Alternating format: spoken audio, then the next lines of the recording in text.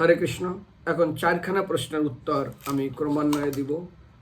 আর এই চারখানা প্রশ্নের প্রথম প্রশ্ন হলো, সন্তান কাকে বলে? কেমন সন্তান প্রাপ্ত হওয়া উচিত? সন্তানকে কেমন শিক্ষা দেওয়া উচিত?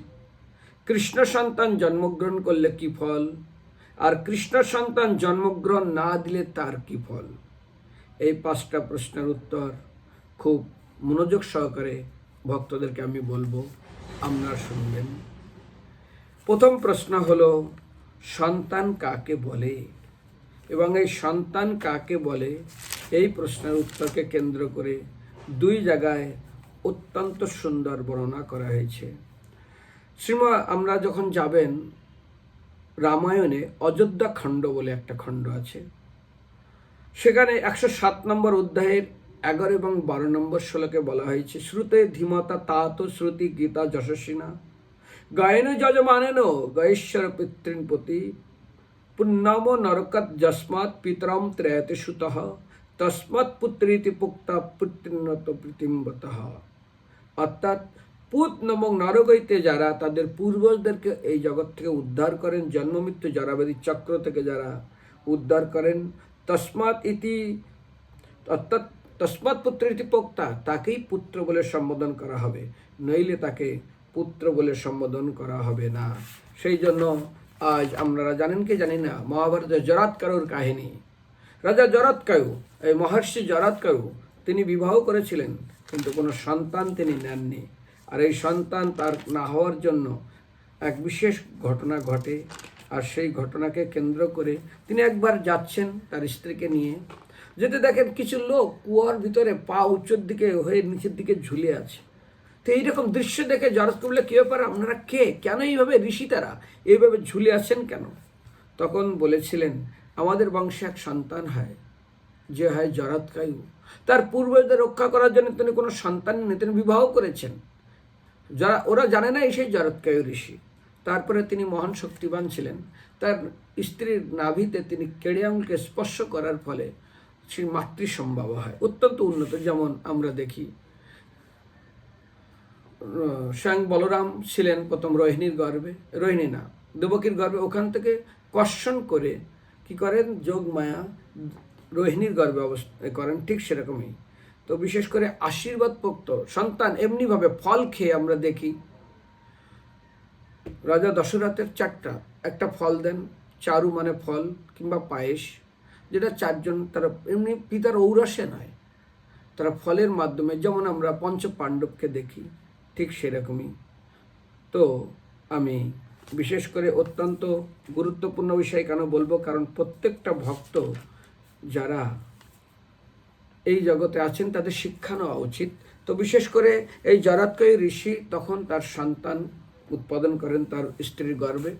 তো আমাদের প্রত্যেকটা তার আগে এক বিশেষ শব্দ বলা হয়েছে।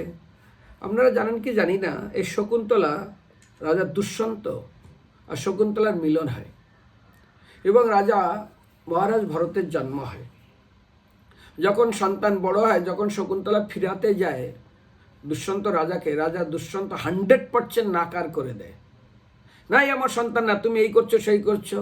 রাজা জানতো এটা আমার সন্তান। এমন পরীক্ষা নিয়েছিল শকুন্তলাকে, শকুন্তলা পরে অভিশাপ দিতে যখন রেডি হয়ে গেছে, সঙ্গে সঙ্গে দৈবান এলো, আরে রাজন, পরীক্ষার মাত্রা আছে, তুমি আর কত পরীক্ষা নেবে? সঙ্গে সঙ্গে রাজা বলল, হে দেবগণ, আপনারা সাক্ষী দিচ্ছেন, আমি জানি আমার স্ত্রী, এ আমার সন্তান, কিন্তু এই সমাজের চোখে আমি প্রমাণ দেওয়ার জন্য আমি এতগুলো পরীক্ষার স্তরে পৌঁছাতে বাধ্য হয়েছি। তো সেই শকুন্তলা এবং দুষ্যন্ত রাজার ওখানে কথোপকথনে বলা হয়েছে, সেটা হচ্ছে মহাভারতের এক কাহিনী। শকুন্তলা দুষ্যন্ত রাজার কথোপকথন, পুণ্যম য নরক যস্মাৎ পিতরম ত্রয়তে সুত তস্মাৎ পুত্র ইতি পোক্তা বয়মে স্বয়ং ভুব।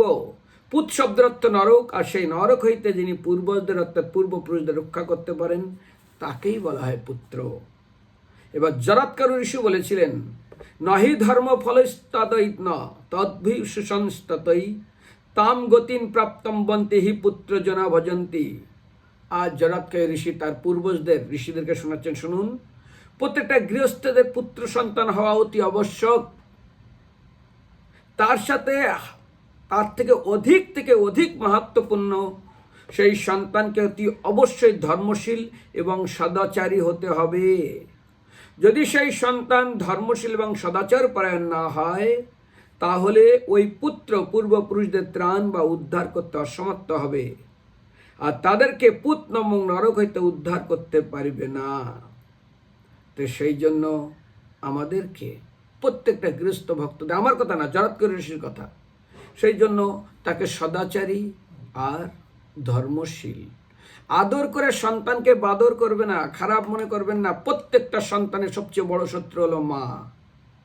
এমন আদর করে একটা সন্তান। আমরা তো 5টা 7টা করে ভাই বোন, 8টা 10টা করে ভাই বোন, খাওয়ার জন্য কান্না করতাম বাবা মায়ের পেছনে। এখন গোষ্ঠীর একটা বাচ্চা, সবাই কান্না করে সন্তানের পেছনে, খাও খা বলে, আর সন্তান খায় না। আদর করে এমন করে দেয় বাদর। আমার কাছে কত শত প্রমাণ। কয়েকদিন আগে একটা মাতাজি মন্দিরে কান্না করছে। কান্না কেন করছেন? একটা সন্তান কোনো কথা শুনে রাত 1টা 2টার সময় ঢোকে, তার কোনো চাকরি করে না, বাবার গোডাউন থেকে বাবার ব্যবসা চলে গেছে। তা কান্না কেন করছেন? তার স্বামী পাশেতে বলছে, প্রভু ওকে কান্না করতে দিন। বলে কেন? আমি যখন সন্তানকে ছোটবেলায় মারতাম, ছেলেটাকে একটু শাসন করতাম, ও আমাকে এমন গরম দেখাতো, আমার একটা ছেলে, ওকে কেন মারছো, ওকে কেন শাসন করছো, ওকে কেন এই করছো, এমন আমার সঙ্গে রুট ব্যবহার করতো, এমন খারাপ ব্যবহার করতো। আমি একদিন প্রতিজ্ঞা করলাম, যা আর কিছুই বলবো না। এখন আদর করে বাদর করে এখন ছেলে হাতছাড়া হয়ে গেছে। এখন কি করবে? কিছু করার নেই। ঠিক সেরকম আদর করে বাদর করা যাবে না, শাসন করবে। তাহলে শিষ্য, শাসন শব্দ থেকে এসে সন্তান। আর যদি তাবৎ ভ্রমতি সংসারে পিতরা পিণ্ড তৎপরঃ যাবৎ কালে কৃষ্ণ ভক্ত সুতন্যৈব প্রজায়তে, যতদিন পর্যন্ত সেই পরিবারের পূর্বপুরুষরা তাবৎ ভ্রমতি সংসারে ভ্রমণ করতে থাকবে, পিতরা পিণ্ড তৎপরঃ, পিণ্ড খাওয়ার জন্য কতদিন, যাবৎ কুলে কৃষ্ণ ভক্ত সুতন্যৈব প্রজায়তে, যতদিন পর্যন্ত সেই বংশে বা সেই কুলে কৃষ্ণ সন্তান জন্মগ্রহণ করবে না, উদ্ধার করতে পারবে না।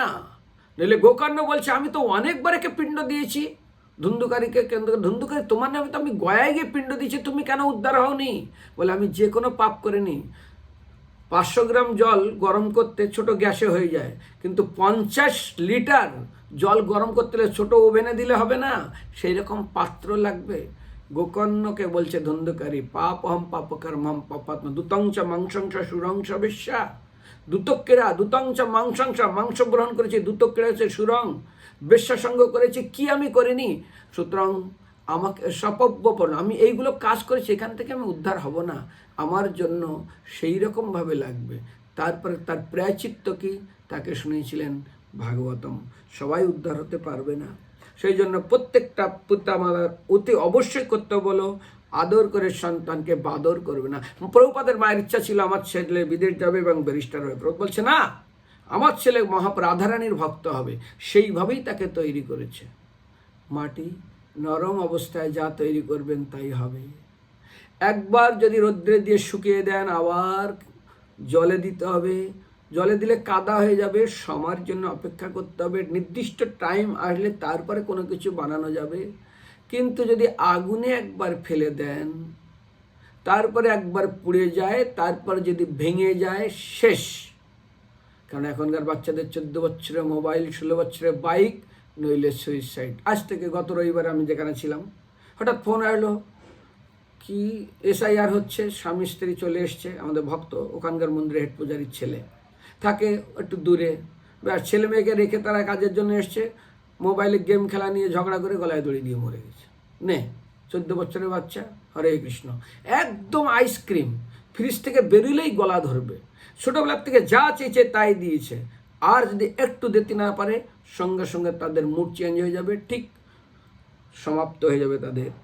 সেই জন্য আমরা যদি কৃষ্ণ সন্তান জন্মগ্রহণ দিতে পারি, কুলং পবিত্র, জননে কৃতার্থা, কুলকে পবিত্র করবে।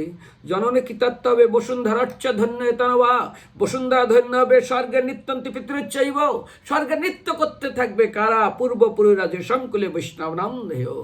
যদি কৃষ্ণ সন্তান, সংস্কার সম্পূর্ণ সন্তান যদি বংশে জন্মগ্রহণ করে, কুল পবিত্র, বসুন্ধরা ধন্য, ধাত্রীমাতা ধন্য হয়ে যাবে।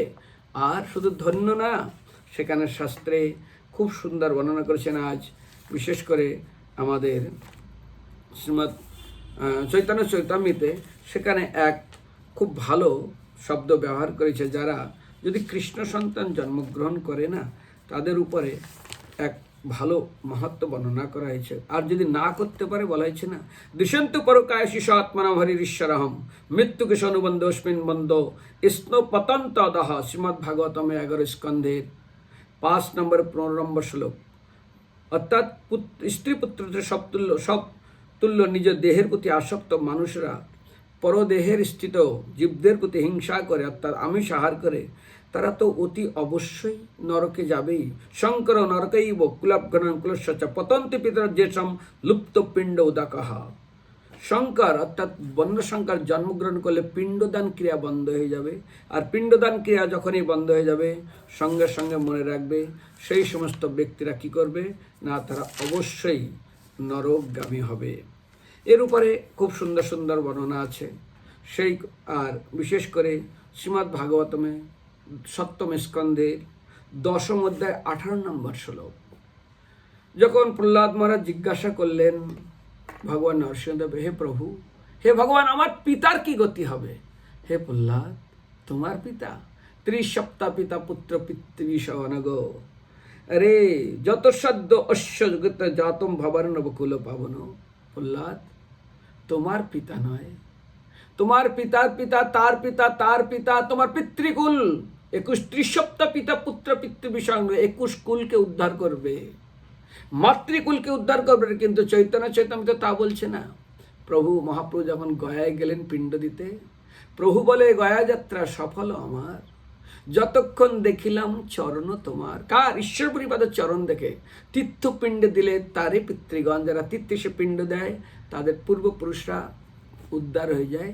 যে যারা পিণ্ড দেয় তারে সেই জন, যার উদ্দেশ্য পিণ্ড দেওয়া হবে শুধু সেই উদ্ধার হবে। যেমন আমি খেলে সবার পেট ভরবে না, আমি সবাইকে খাওয়াতে পারি, কিন্তু আমার পেট ভরবে না, আমাকে নিজেকেই খেতে হবে।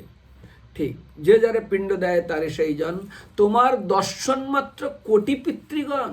মহাপ্রভু বলছেন, আমার কথা না, অনায়াসে তরে যায় শাস্ত্রের বচন, তারা তো এমনি উদ্ধার হয়ে যাবে। সেই জন্য কৃষ্ণ ভক্ত এত মহান। বলছে প্রহ্লাদ, 30 সপ্তাহ পিতা পুত্র পিতৃবিষ অনগ 21 কুলকে উদ্ধার করবে। প্রহ্লাদ, তুমি কার কথা বলছো? তোমার পিতা? তোমার মতো কুলো পাবন, যার সন্তান যে বংশে জন্মগ্রহণ করেছে তাদের আর কি আছে রে? শুধু তাই না, স্বর্গের স্থিত অস্ত পিতর ওপি বৈষ্ণব নাম ধাম। স্বর্গে কি করে না, নৃত্য করে, নিত্যন্ত স্বর্গে নিত্যন্তে মুহুর্মুহ। তারা স্ফুটন্তি নরকচ্ছৈব, তারা নরকে যারা বসে আছেন তারা সেখানে স্ফুটন্তি উদ্ধার হয়, স্বর্গে চলে যায়, নৃত্য করতে থাকে। অহংজাত অহংগৃহে, আমাদের গৃহে আমার বংশে কৃষ্ণ সন্তান জন্মগ্রহণ করেছে।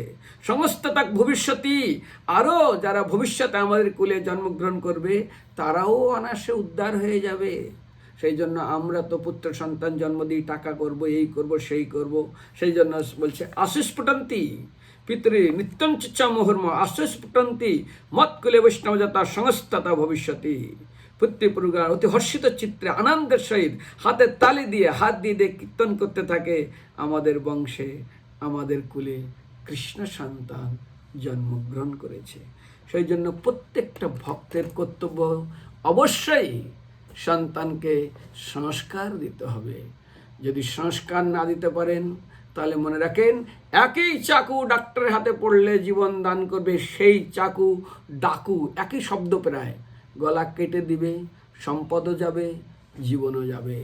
সেই জন্য প্রায় পরিবারে কষ্ট পাবেন না, সন্তান তো না সন্ত্রাস প্রথম থেকেই বিভিন্ন রকমের উৎপীড়নে রেখে দেয়। শুনতে খারাপ লাগবে হয়তো আপনাদের, কিন্তু কিছু মনে করবেন না।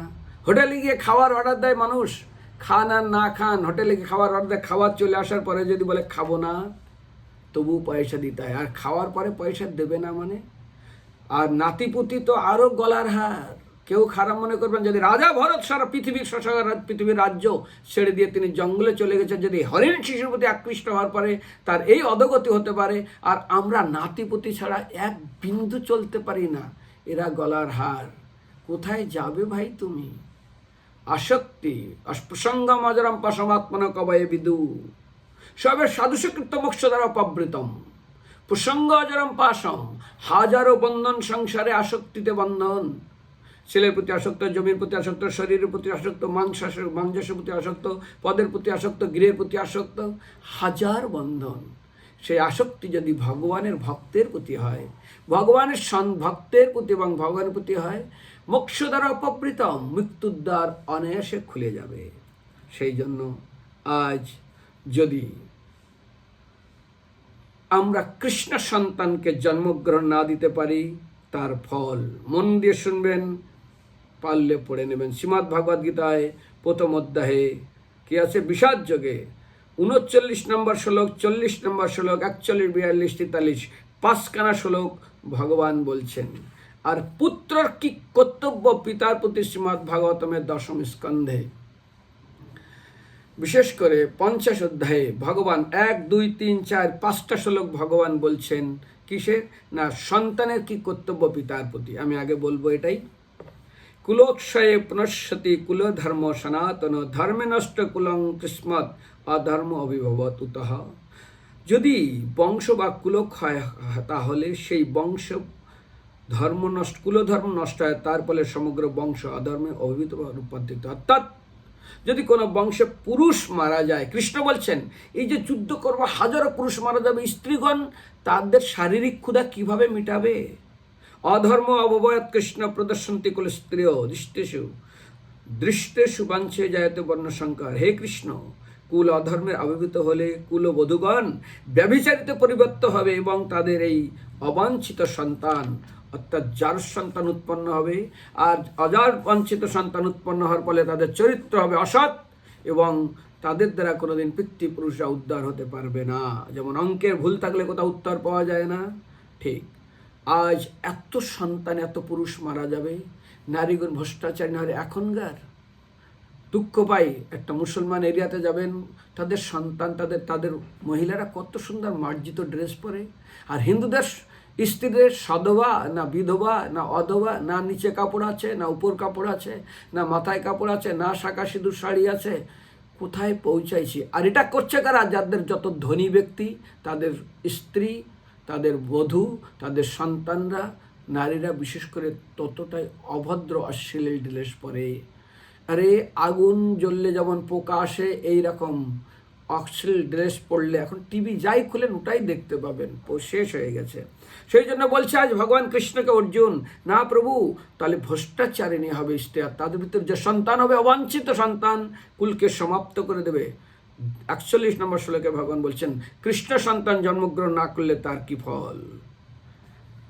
শঙ্কর নরকৈব কুলঘনম কুলস্য পতন্তে পিতর যে লুপ্ত পিণ্ড উদক ক্রিয়া। বন্য শঙ্কর বা যার সন্তান উৎপাদন বৃদ্ধি হলে বংশ বা কুলে কুলঘাতকরা অবশ্যই নরকগামী হবে। শুধু তাই না, সেই বংশের কুলে পিণ্ডদান প্রথা সমাপ্ত হয়ে যাবে, বন্ধ হয়ে যাবে। তারপরে পিতৃপুরুষরা অতি অবশ্যই তাদেরকে নরকে যেতে হবে 100%। দুঃখের বিষয়, আমি দেখি পিণ্ডদান অনেকবার গেছি আমি গয়াতে, আমি 36 বছর আগের থেকে গয়াতেই যাচ্ছি। গরিব মানুষগুলো অনেক কষ্ট করে চলে যায় গয়াতে পিণ্ডদান করতে, কিন্তু ধনী ব্যক্তি ব্যাঙ্গালোর, দিল্লি, কোথায় চিকিৎসা গেছে, আমেরিকা, লন্ডন, জাপান, কোথায় কোথায় ঘুরে বেড়াচ্ছে। বাবা আমার পিণ্ডদানের জন্য একটানা 3টা ঘন্টা লাগে, আজ যেতে পারছে না গয়াতে। আরে ধিক্কার এই ধনুষ্য সন্তানের। রোগের জন্য কোথায় কোথায় দৌড়াচ্ছে, কোটি কোটি টাকা কোটে রোগে কোথায় নষ্ট করছে, কিন্তু পিণ্ড দিতে যাচ্ছে না। যেন ভক্তদেরকে বলি, ভাই পিণ্ড দেওয়ার জন্য কমসে কম যাও গয়ায়, ইস্কন মন্দির আছে, ভারত সেবাশ্রম আছে। আরে মাত্র 500-700 টাকায় পিণ্ডদানের কাজ হয়ে যায়, যেদিন যাবে সেদিন ফিরে আসবে। কিন্তু দুঃখের বিষয়, সেই পিতৃ যে মারা গেছে সেও দুর্ভাগা, আর এই যে সন্তানের চেয়ে এরাও যে কতটা ভাগ্যবান ভগবানই জানে। এই জন্য অবশ্যই পিণ্ডদান করতে হবে, কিন্তু পিণ্ডদান তাদেরই করা উচিত যেন যার সন্তানরা যদি পিণ্ডদান করে, তাহলে কিন্তু অতটা লাভ হবে না। এরপরে আমি বলছি না, কৃষ্ণ বলছে, অর্জুন বলছে, দোষৌ এতে উক্লব্ঘানম বন্য শঙ্কর কারকই উচ্ছুদ্দন্তি জাতি ধর্ম কুল ধর্মচ্চ শাশ্বতঃ। প্রভুপাদ লিখেছেন, নরকে পতন হয় লুপ্ত পিণ্ড জন্য, তরিবারে নাহি কোনো উপায়ে যে অন্য। কুলধর্ম নষ্টকারী বন্য শঙ্কর ফলে, শাশ্বত জাতি ধর্ম উৎসাদিত ফলে। অর্থাৎ যারা বংশের ঐতিহ্য নষ্ট করে এবং তার ফলে বঞ্চিত সন্তান সৃষ্টি করে, তাদের কুধর্ম কুশজনিত দোষের ফলে সর্বপ্রকার জাতীয় উন্নতি প্রকল্প এবং বংশের কল্যাণ ও মঙ্গল সম্পূর্ণ সমাপ্ত উচ্ছন্নে চলে যায়। আর লাস্ট শ্লোক 42 নম্বর শ্লোকে অর্জুন বলছেন, উচ্ছন্ন কুল ধর্ম নাম মনুষ্য নাম জনার্দন নরকে নিয়তম বাসম ভবতি ইতি অনুশোচনম। শুনুন প্রভু, নরকে নিয়ত বাস সেই মনুষ্য হয়, তুমি জানো জনার্দন সেসব বিষয়ে। আমি শুনিয়াছি তাই সাধু সন্ত মুখে, নরকের পথে চলি কে রহিবে সুখে। অনুবাদ, হে জনার্দন, পরম্পরা ক্রমে আমি সাধু সন্তের কাছে শুনেছি যাদের কুলধর্ম নষ্ট হয়েছে তাদের নিয়ত নরকে বাস করতে হয়, নরক থেকে তাদের কোনো উদ্ধারের পথ থাকে না। সেই জন্য শুনতে হয়তো আপনাদের খারাপ লাগবে।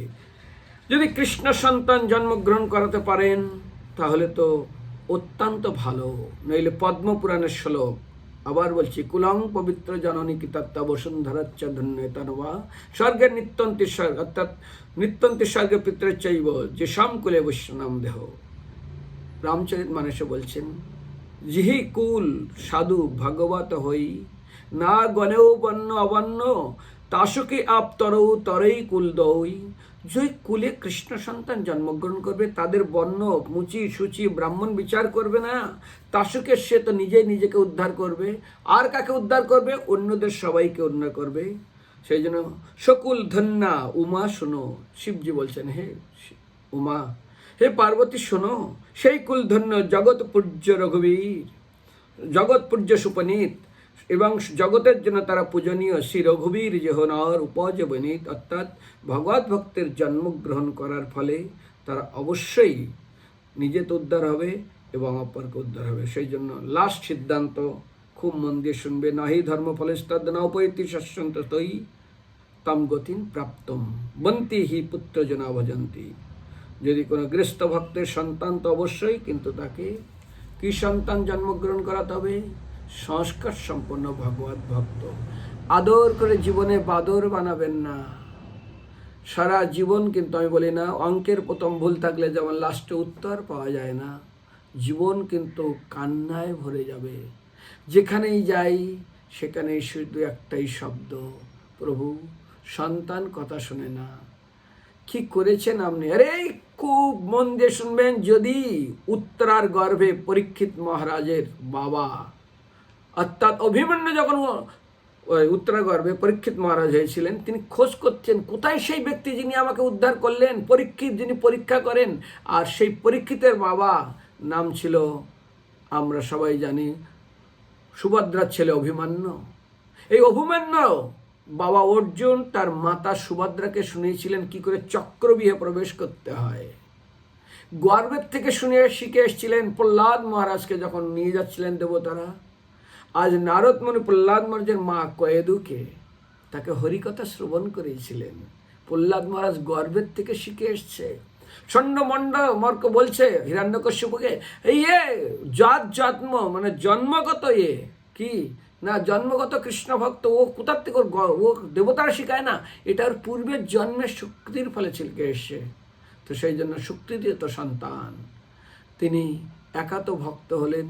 সেই জন্য প্রহ্লাদ গর্ভের থেকে শিখেছেন। কিন্তু দুঃখের বিষয়, আগে টিভি ছিল না, টিভি আসলো, তারপরে কেবল লাইন আসলো, তবু ঠিক ছিল। তারপরে এখন ঢুকে গেছে মোবাইল, তবু ছোট মোবাইল, তারপরে এখন বড় মোবাইল, তারপর এখন হোয়াটসঅ্যাপ, ফেসবুক, নাগমুখ, কত কি আছে। সারাদিন বাচ্চা কার্টুন দেখে সারা রাত ঘুমায় না। সারা রাত দেখো, একদিন আগে মন্দিরে একটা মেয়ে 7 দিন ঘুমায় না, বাবার একটা মেয়ে এসছে, তো কেন পাগল হয়ে গেছে, আধা ম্যাড হয়ে গেছে, উল্টা বকছে। তো কেন আমি জিজ্ঞাসা করি, মেয়ে তো বলছে, প্রভু 7 দিন ধরেও শুধু মোবাইলই দেখছে। হে ভগবান, আর ঘুমাচ্ছে না, ট্যাবলেট খেয়েও ঘুমাচ্ছে না। কয়েকদিন আগে একটা ভক্তর মেয়ে ছেলে, মা মোবাইল কেড়ে নিয়েছে, ঘর থেকে পালিয়ে গেছে। বর্ষার সময় বাইরে স্টেশনে রাত্রে ঘুমাইছে, স্টেশনে ভিক্ষা করেছে, ভিক্ষা করে কিছু পয়সা এসে কিছু খেয়েছে, দেখি ওর মা চলে গেছে। একটা ছেলে মায়াপুরে কোথায় কোথায় খোঁজ করছে, কান্না করছে। দেখলাম বেলা 3টার দিকে মন্দিরে ঢুকলো, ভিজা কাপড় চোপড়। আমি বললাম খেয়েছিস কিছু? না। সঙ্গে সঙ্গে খেতে দিলাম, ওর মাকে ফোন করলাম চলে আসো। তারপরে মা ফিরে এসছে, ছেলেকে জোর করে জড়িয়ে ধরে কান্না করছে, আর তোকে কোনোদিন কোনো কিছু বলবো না, তুই যা ইচ্ছা তাই কর, কিন্তু তুই ঘর ছাড়িস না।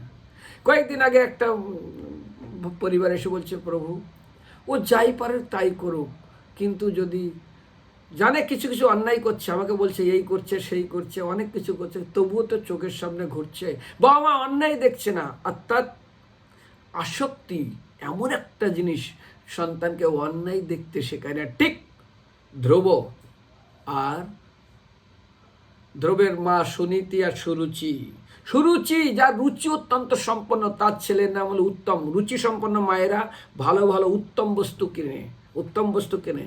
আর সুনীতি যারা অত্যন্ত নীতিপরায়ণ, তারা ভালো জিনিসটা, যেমন শ্রেয় প্রিয়, শরীরের জন্য শ্রেয় হলো কি তিতো, আর প্রিয় হলো কি মিষ্টি।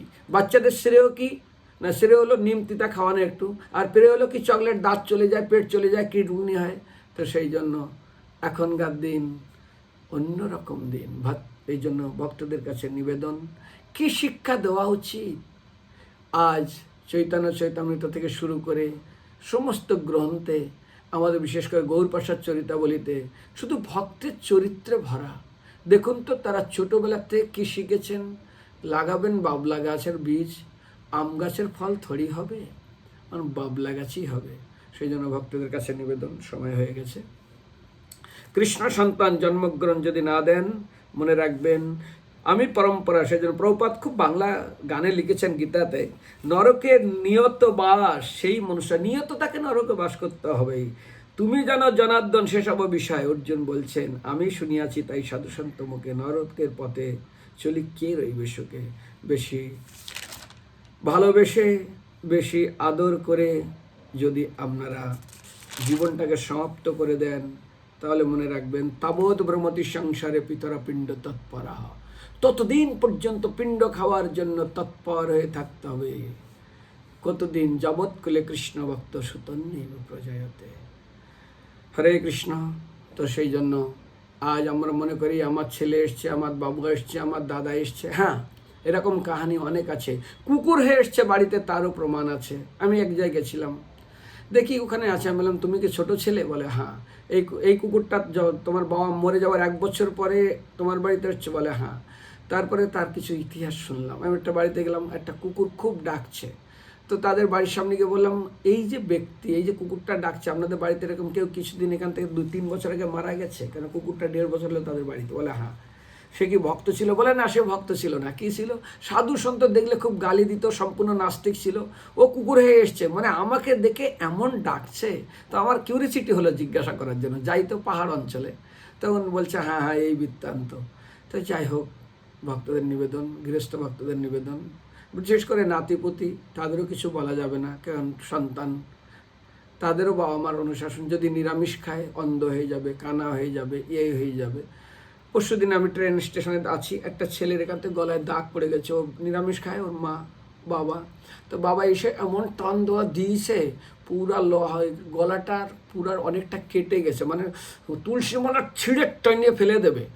আর এই গলাটা অনেকটা কেটে গেছে, 5খানা সেলাই পড়েছে।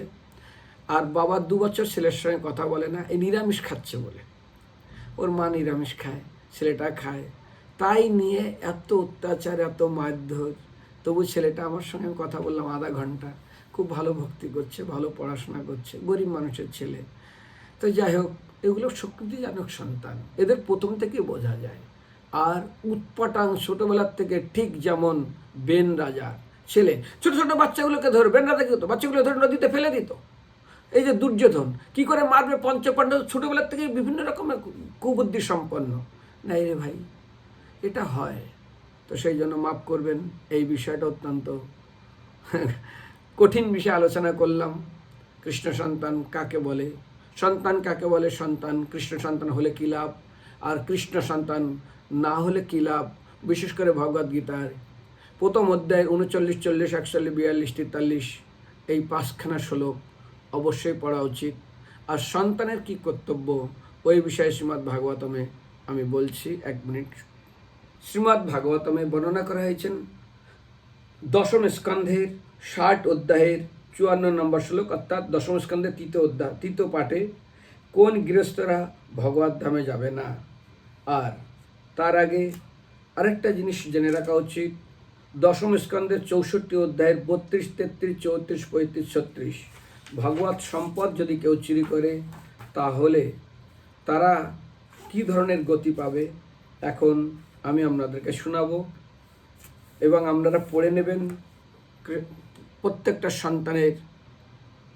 আবার বলি, পিতামাতার প্রতি সন্তান কতটা ঋণী থাকে সেটা শ্রীমদ্ ভাগবতমের দশম স্কন্ধের 45 অধ্যায়ের 5 নম্বর শ্লোক।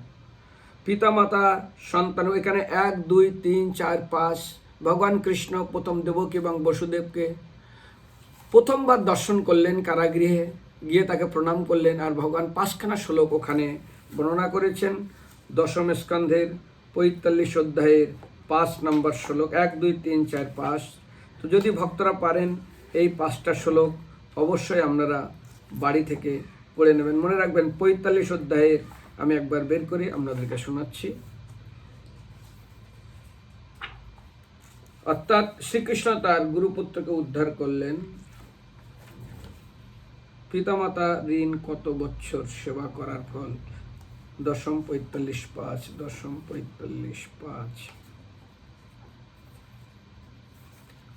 হরে কৃষ্ণ কৃষ্ণ কৃষ্ণ হরে হরে, হরে রাম রাম রাম হরে হরে। জীবনের সকল উদ্দেশ্য সাধ্য ওটি পিতামাতার জন্ম দেন, তাই লালন তাই পদ লেখা আছে সেখানে। জীবনের সকল উদ্দেশ্য সাধক এই দেহটি পিতামাতার জন্ম দেন এবং লালন করেন, তাই 100 বর্ষ পরময় পর্যন্ত তাদের সেবা করলেও তাদের ঋণ থেকে মুক্ত হওয়া যায় না। এবং ঠিক এই 1, 2, 3, 4, 5 এই 5টা শ্লোক আপনারা পড়বেন। হরে কৃষ্ণ, সবাইকে ধন্যবাদ। আমি এখানে ক্লাস রাখছি।